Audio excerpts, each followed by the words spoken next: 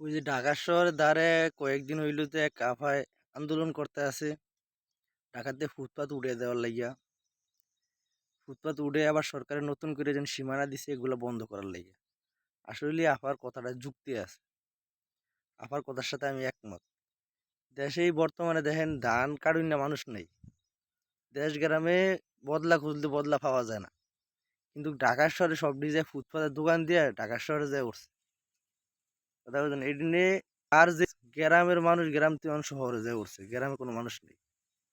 তুই দেশে চাষাবাদ করবো কেরা, ধান চাষ করবো কেরা, গায়ে গৃহস্থী করবো কেরা, এটি সব জায়গায় ঢাকা শহর সরকারি রাস্তা ধরে রাখছে, ধরে যায় কয় এটির একটা কর্মস্থল। তাই এটির কর্মস্থল দিব কি গ্রাম অঞ্চলে দিয়ে মানুষ নেই, একটা বদলা 700-800 টাকা করে বদলা পাওয়া যায় না।